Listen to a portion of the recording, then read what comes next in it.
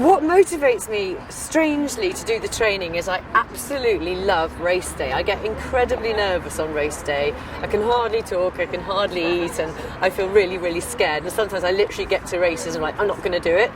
But actually, as soon as I've swum 100 metres in the swimming, I just love the racing. And I'm sort of racing against myself a lot of the time. At the moment, I'm training, if I can, about 6 days a week. So I kind of get 1 day's rest.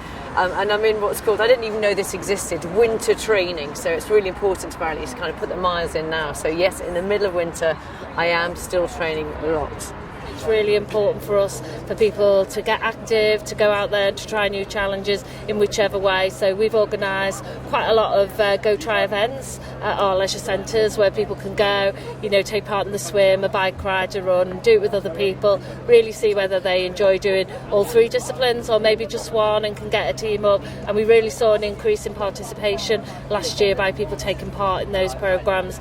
Not just local people, but people, because one of the other great attractions about the Liverpool Triathlon is it takes place in the city centre, which isn't very common, so people really love to be running around, seeing the great iconic buildings, so that also attracts a lot of people as well. I came here last year and particularly enjoyed Liverpool. I loved swimming in the docks. It was great running up and down here and cycling as well.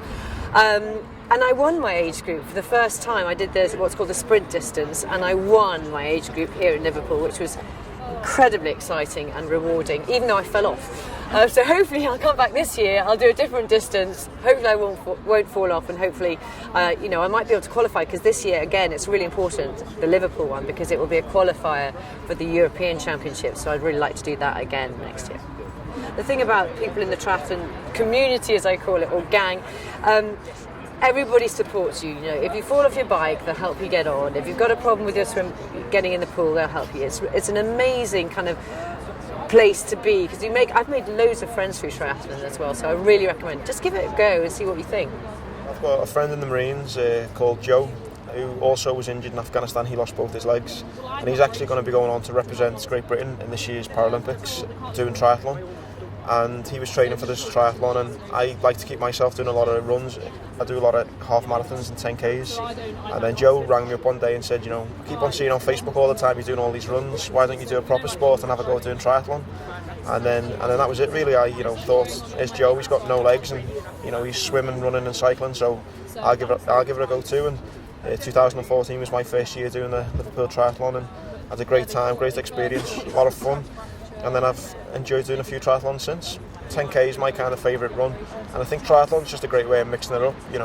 I'm not a massive fan of cycling, but I'll do it for the triathlon. And I think swimming's a great exercise as well. And I think it's what I found with triathlon anyway was I didn't think I'd enjoy it as much as I did. And also when you get speaking to people, you don't realise how many people actually do triathlon. It's actually a lot of people do it. It's a great way to meet new friends, and again just to stay fit. It's a good all-round kind of fitness bug to have, and it's a good addiction to have as well.